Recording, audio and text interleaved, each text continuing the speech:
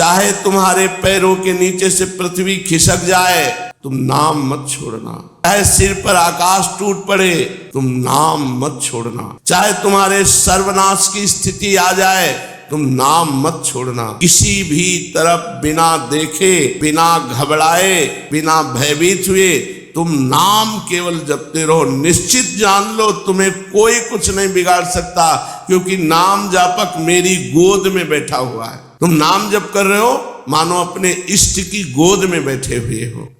मैं तुम्हें छाती से लगाए हुए हूं, कौन तुम्हारे ऊपर बाधा पहुंचा सकता है जब मैं रक्षा कर रहा हूं। केवल तुम नाम लो, हृदय से विचार करो, हे नाथ मैं शरणागत हूं, हे प्रभु मैं निराश्रित हूं, केवल आपका आश्रय है, मैं तुम्हारा हूं, मैं तुम्हारा ही रहूंगा। हे नाथ आप मेरे हो। कभी भयभीत मत होइए, चाहे जितना भय का अवसर हो।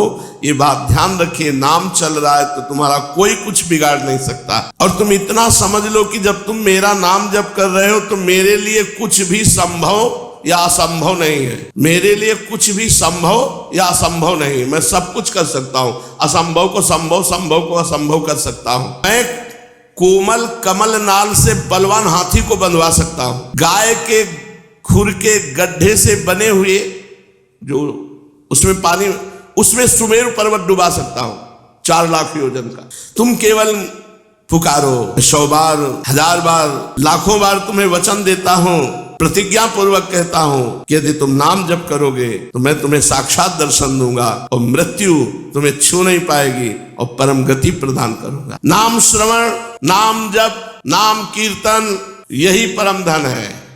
जो भगवत कृपा पात्र नहीं है, उन पापियों की जिह्वा से कभी नाम निकल ही नहीं सकता। अब अपने को तो बड़ा आश्चर्य होता है कि भगवान के बिना लोगों का दिन कैसे जाता है। मेरी गति का कोई निर्णय कर सके ऐसा कोई आगम निगम पुराण शास्त्र ही अभी तक नहीं बना। सब नेति नेति कह रहे, इतना नहीं और है, क्योंकि वो अनंत है। इसलिए तुम मेरे हो।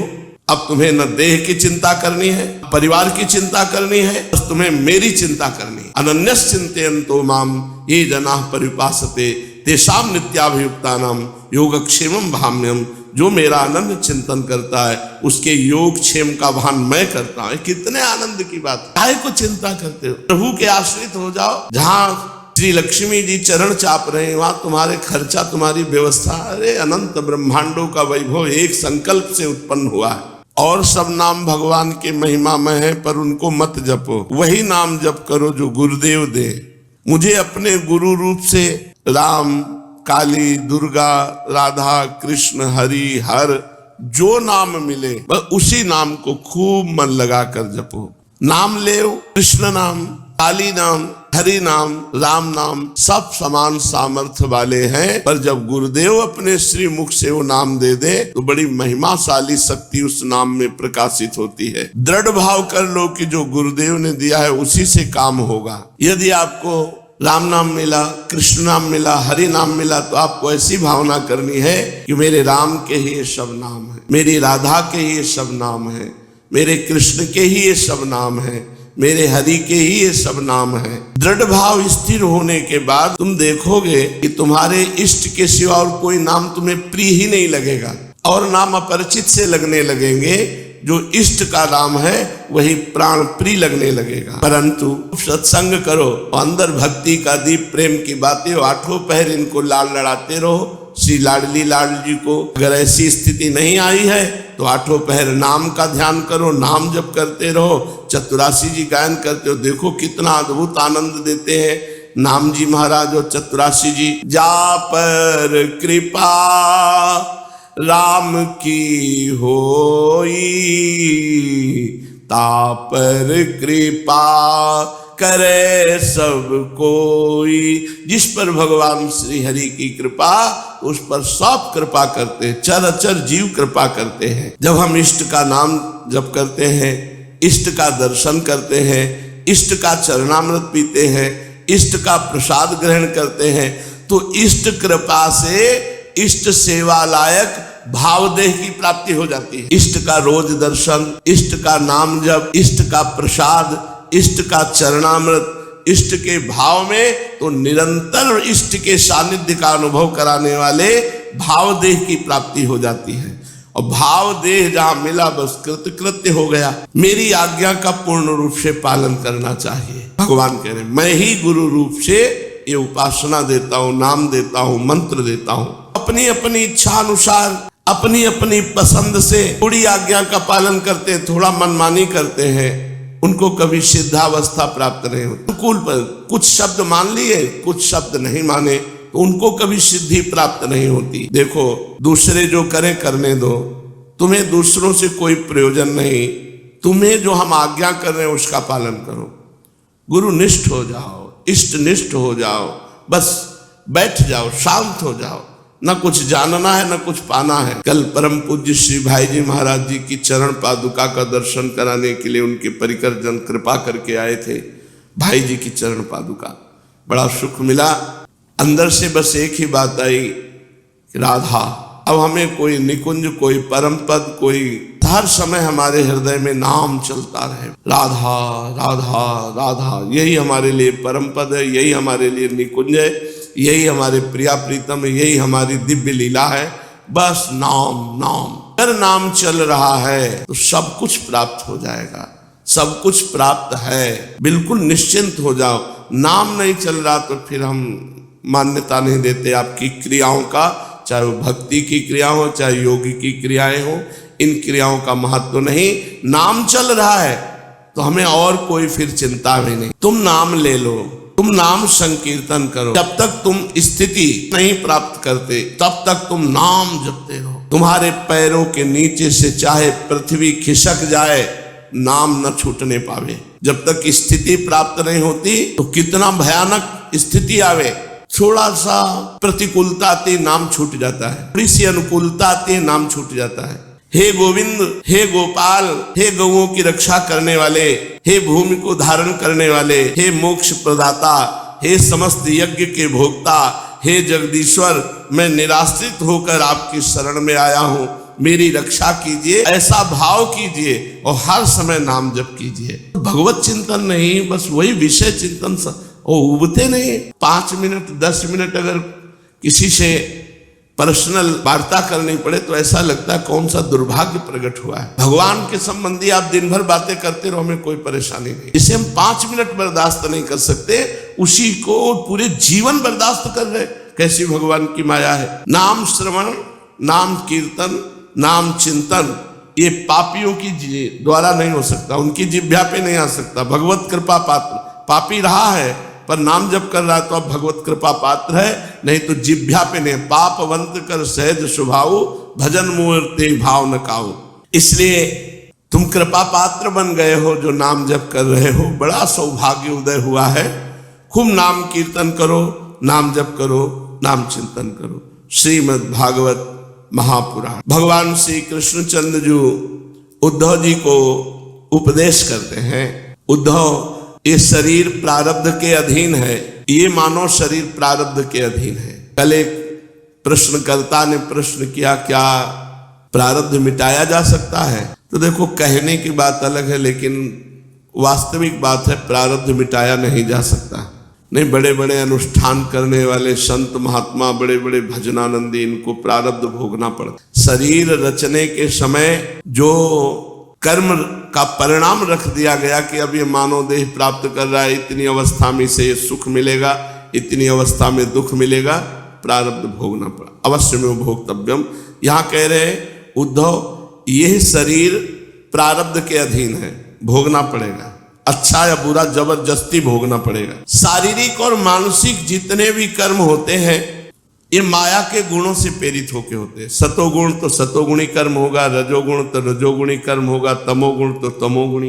पर अज्ञानी पुरुष गुणों को कर्ता न मानकर अपने को कर्ता मान लेता है, अपने को उनका ग्रहण त्याग आदि कर्मों का कर्ता मान बैठता है और इसी अभिमान के कारण वो बंध जाता है। प्यारे उद्धव, पूर्वोक्त पद्धति से विचार करके विवेकी पुरुष समस्त विषयों से विरक्त रहता है, सोने बैठने घूमने फिरने नहाने देखने छूने सूंघने खाने और सुनने आदि क्रियाओं में वो अपने को कर्ता नहीं मानता, बल्कि गुणों को ही कर्ता मानता है। गुण ही सभी कर्मों के कर्ता भोक्ता है। ऐसा जानकर विद्वान पुरुष कर्म वासना और फलों से नहीं बंधते। वे प्रकृति में रहकर भी वैसे ही असंग रहते हैं जैसे स्पर्श आदि से आकाश, जल की आर्द्रता आदि से सूर्य और गंध आदि से वायु। उनकी विमल बुद्धि की तलवार असंग भावना की शान से और भी तीखी हो जाती है और वे उससे अपने सारे संशय संदेहों को काट कूट कर फेंक देते हैं। जैसे कोई स्वप्न से जाग उठा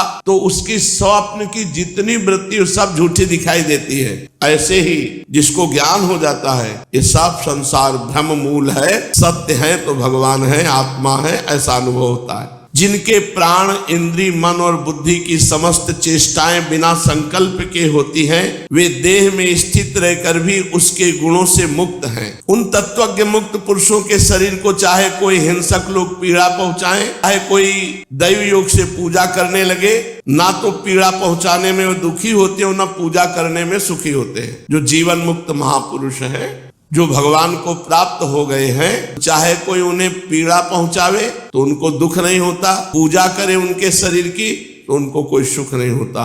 पीड़ा पहुंचाने वाले से द्वेष नहीं होता, पूजा करने वाले से राग नहीं होता। जो समदर्शी महात्मा गुण और दोष की भेद दृष्टि से ऊपर उठ गए हैं, वे संसार में अच्छे काम करने वाले की स्तुति नहीं करते और बुरे काम करने वाले की निंदा नहीं करते। उद्धव जी ने पूछा था कि जीवन मुक्त महापुरुष कैसे बोलते हैं, कैसे चलते हैं, क्या करते हैं, कैसे पहचाने जाते हैं? तो जीवन मुक्त पुरुष क्या है? वो सोने बैठने घूमने फिरने नहाने देखने छूने सूंघने खाने सुनने ये सब क्रियाएं होने पर वो अपने को कर्ता नहीं मानते। कोई उनकी पूजा करे उससे राग नहीं, सुखी नहीं होते। कोई उनको पीटे गाली दे निंदा करे वो दुखी नहीं होते, उससे द्वेष नहीं करते। ना वो संसार में किसी की स्तुति करते हैं अच्छा कर्म करने वाले की, ना बुरा कर्म करने वाले की निंदा करते हैं। जब तक ऐसा भाव दृढ़ नहीं होता तब गुरु रूप से दिया हुआ इष्ट नाम सदा निष्ठा पूर्वक जपो, संकीर्तन करो, इष्ट चरित्र श्रवण करो। ऐसा करने से इष्ट में प्रेम भाव दृढ़ हो जाता है, संकीर्णता मिट जाती है, भक्त स्थिति को प्राप्त होने लगता है। मैं समझ रहा हूं कि नाम से ही तुम्हारी समस्त समस्याओं का समाधान हो जाएगा, समस्त उलझने तुम्हारी शांत हो जाएंगी। मैं आपको बता देना चाहता हूं कि एक वैष्णव भक्त की जो सामर्थ्य होती है वो त्रिभुवन में किसी की सामर्थ्य नहीं होती। जैसे अम्बरीश जी एक वैष्णव भक्त हैं और दुर्वासा जी महान तपस्या के धनी हैं, लेकिन कुछ नहीं बिगाड़ पाए अम्बरीश जी का और अंततो गत्वा दुर्वासा जी को अम्बरीश जी के चरणों में गिरना पड़ा। वैष्णव भक्त की सामर्थ्य के आगे कोई भी योगी यति तपस्वी ज्ञानी ध्यानी कोई नहीं है। वैसे श्री भगवान ने भी गीता जी में कहा है, तपस्वियों से भी अधिक योगी, ज्ञानियों से भी अधिक योगी। मेरा जो निरंतर चिंतन करता है, मेरे में चित्त समाहित किए हुए वो अनन्य भक्त मेरे को सबसे प्रिय है। सबसे बड़ा वैष्णव जो भगवान के चिंतन में दैन्य भाव से लगा हुआ है, जो अपने इष्ट की मूर्ति के सिवा और कुछ दर्शन करने की इच्छा ही नहीं रखता।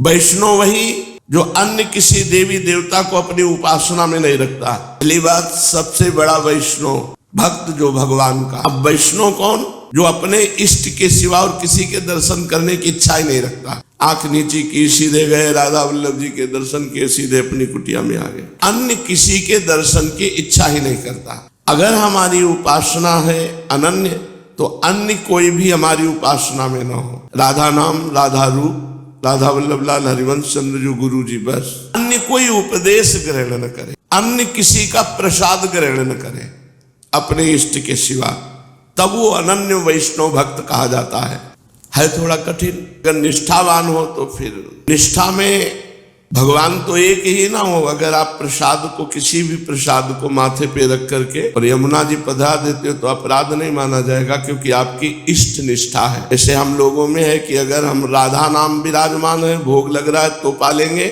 या राधा रूप विराजमान है। अगर रूप और नाम विराजमान नहीं तो कोई भी भगवान का भोग हो हम नहीं पाए। जैसे राधा मदन मोहन, राधा गोविंद देव जी, राधा बाके बिहारी, राधा वल्लभ, राधा रमण, जहां राधा किशोरी, राधा दामोदर, जहां राधा किशोरी है, उनका नाम है, वो भोग हम पा सकते हैं, अन्यथा नहीं पा सकते। अपने इष्ट का प्रसाद, अपने इष्ट के दर्शन, अपने इष्ट के उपदेश, अपने इष्ट के लीला चरित्र, वही अनन्य वैष्णव है। श्याम श्यामा बहुत करुणामय स्वरूप है, वही श्याम है, वही श्यामा है, पर श्यामा जी को बहुत करुणामय स्वरूप है। वो धन्य है एक निष्ठ महाभागवत जो श्यामा जी के चरणों की निष्ठा से युक्त है।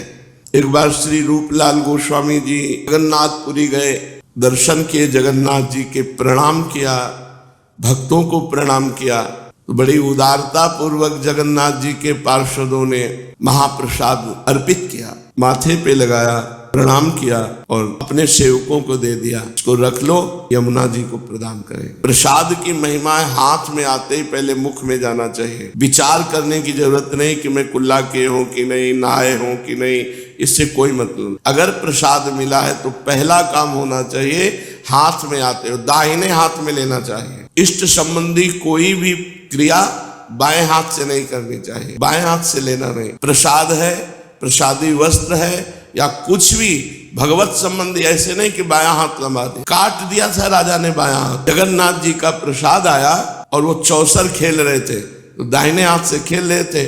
जगन्नाथ जी के पार्षद ने कहा, ये भगवान जगन्नाथ स्वामी ने आपको प्रसाद भेजा है। तो राजा चौसर खेलते हुए बाएं हाथ से, तो उनको भी बुरा लगा। उनका प्रभु आप स्वामी हैं, पर आप परम स्वामी जगन्नाथ जी का प्रसाद कैसे ले रहे हैं? तो उनका होश आया, ओ क्षमा कीजिए, क्षमा कीजिए, अवसर में थे। उनका दाहिना हाथ किस काम में आएगा? इसने भगवान का प्रसाद नहीं लिया, तो इसको कटवा दे। कटवा दिया, पूरा चरित्र है उसमें। दाहिने हाथ को कटवा दिया कि जब तूने बाएं हाथ ने प्रसाद लिया तू किसी काम का नहीं, इसलिए कटवा दी। भगवत संबंधी कोई भी पदार्थ, कोई भी वस्तु प्रसादी तुरंत दाहिने या दोनों हाथ ऐसे लंबाइए, या अगर ऐसा है तो दाहिने हाथ से लीजिए, बाएं हाथ का प्रयोग नहीं। न नमस्कार में किया जाता है, न कोई प्रसाद में। जैसे आजकल नए लड़के हैं, नहीं जानते तो मोबाइल से वीडियो बना रहे हैं, बाएं हाथ से शत्रु से किया जाता है। जब शत्रु का दूत जाता था दूसरे राज्य में, तो बाएं हाथ से सलाम करता था, दाहिने हाथ का प्रयोग नहीं करता था, क्योंकि शत्रुता का प्रमाण है कि मैं तुमसे झुकने नहीं आया, मैं तुमसे शत्रुता का बर्ताव करूंगा, और अगर विजय की आशा रखते हो तो युद्ध करो हमसे। तो जो पार्षद जाता था दूसरे, वो बाएं हाथ से सलाम, हर बात बाएं हाथ से लेता था। अगर पत्र भी लेना है तो बाएं हाथ से लेगा, क्योंकि शत्रु पक्ष का है। तो हमारे इष्ट का वस्तु और हम अगर बाएं हाथ से लेते हैं तो अपराध बनता है, बाएं हाथ से नमस्कार करते हैं तो अपराध बनता है। तो सबसे बड़ा कौन? भगवान का दैन्य वैष्णव भक्त। वैष्णव भक्त कौन? जो अपने इष्ट के सिवा किसी का दर्शन नहीं करता, इष्ट के सिवा किसी अन्य देवी देवता भगवत स्वरूपों को सेवा में विराजमान नहीं करता, जो अन्य किसी का प्रसाद नहीं पाता, अहंकार वश नहीं। ये हमारी निष्ठा है। हमारी श्यामा जी ने जहां भोग नहीं लगाया वो हम प्रसाद नहीं पाएंगे, ये शास्त्र प्रमाणित बात है। तो वहां जगन्नाथ जी में हुआ कि इन्होंने तो प्रसाद का पूर्ण सम्मान नहीं किया, क्योंकि मुख में नहीं डाला। ये बात राजा तक गई। इतने बड़े महाभागवत होकर, वृंदावन के रसिक होकर के भी जगन्नाथ जी के प्रसाद का एक तरह से अपमान ही किया, क्योंकि मुख में नहीं पाया। प्रणाम नमस्कार तो किया लेकिन पाया नहीं। तो ये कैसे वैष्णव भक्त हैं जो भगवान के प्रसाद को भी नहीं पाते? तो इतना तेजस्वी थे रूपलाल गोस्वामी की कोई प्रश्न नहीं कर सकता था। उन्होंने, जो वहां के राजा थे, वहां की परिपाटी थी, कोई विशेष उत्तर लेना हो तो जगन्नाथ जी में सुला दिया जाता था। जगन्नाथ जी उसे स्वप्न में आकर उत्तर देते थे। तो ऐसा ही उनके जगन्नाथ जी के सेवकों में से सुला दिए गए। तो स्वप्न में जगन्नाथ जी ने आकर कहा, उनको मत कहना, क्योंकि वो प्रियाजू के रसिक अनन्य है। प्रियाजू का अधरामृत तो हम भी पान करना चाहते हैं। अगर वो हमारा नहीं ले रहे हैं प्रसाद तो उनको कोई दोष नहीं लगेगा, क्योंकि वो प्रियाजू की अनन्य सखी है, इसलिए उनसे कुछ न कहा जाए। तब वो जाग करके सबको बताया कि ऐसा श्री जगन्नाथ जी ने कहा। अपनी निष्ठा, हम कोई अपराध नहीं कर रहे, लेकिन हम अपनी लाडली जू के निज जन है। हमारी स्वामिनी जू ने नहीं पाया तो हम नहीं पाएंगे। वैष्णव भक्त का ध्यान साध्य से कभी विचलित नहीं होना चाहिए, अपने इष्ट में लगा रहना चाहिए। बाह्य साधन और बाह्य उपचारों की आवश्यकता नहीं, आवश्यकता है आंतरिक चिंतन की। ये जो बाह्य उपचारों और बाह्य साधनों में लग जाते हैं, वो आडंबरी हो जाते हैं, वो निष्फल हो जाते हैं, वो फिर आवागमन के चक्र में फंस जाते हैं और उनको सात्विक अहंकार हो जाता है। मैंने इतने मंदिर बनाए, मैंने ये दान किया, मैंने ये इतने प्रोग्राम किए, इतने अनुष्ठान किए, उनको सात्विक अहंकार हो जाता है। सात्विक अहंकार साधारण भक्ति, लेकिन असाधारण प्रेम भक्ति बिल्कुल नहीं। इसलिए एक निष्ठता में संकुचित मत हो, डरो मत, अपने इष्ट के अनन्य हो जाओ। बहुत जोर की बात बाबा कह रहे हैं, यदि अपने इष्ट के सिवा और कुछ देखने का मन करे तो आंखें बंद कर लो। गृह द्वार आत्मीय जन स्त्री पुत्र पशु पक्षी भगवत स्वरूप कोई नहीं, इष्ट के सिवा कोई नहीं। आंखें बंद कर लो, अगर इनको देखो तो इष्ट रूप में देखो। मेरे राधा वल्लभ लाल इष्ट रूप में है, बस राधा वल्लभ ध्याय के और ध्याये कौन। मन मंदिर में उज्जवल दीप जलाकर सदैव इनकी आरती करते रहो। बाहरी आडंबर ज्यादा नहीं होना चाहिए। भक्ति कर दीप प्रेम करी बाती, साधु संगति करी अनुदिन रात। वेद उपनिषद रामायण महाभारत पुराण ये सब मेरे ही स्वरूप है। भगवान कह रहे मैं ही रुद्र हूं, मैं ही उमा हूं, मैं ही विष्णु हूं, मैं ही शिव हूं। जो मेरी शरण ले लेता है और मेरे एक निष्ठ हो जाता है, उन पर ये सब प्रसन्न हो जाते हैं। ध्यान करो, जो भगवान की किसी एक रूप को जो गुरुदेव ने दिया है निष्ठा पूर्वक सेवन करता है, तो सब देवी देवता सब भगवत स्वरूप उस पर प्रसन्न हो जाते हैं। जैसा कि गोस्वामी जी ने लिखा है, मैंने जो गुरुदेव रूप से उपदेश किया, भक्त को चाहिए उस बात को अंतर्निविष्ट कर ले, अपने हृदय में बैठा ले गुरु जी के वचनों को। गुरु प्रदत्त नाम, गुरु प्रदत्त दृढ़ उपासना, गुरु के प्रति पूर्ण भाव, यही इष्ट का दर्शन कराता है। गुरु प्रदत्त नाम, गुरु प्रदत्त भक्ति उपासना, गुरु के प्रति दृढ़ भाव, यही भगवान का दर्शन कराता है, यही इष्ट दर्शन कराता है।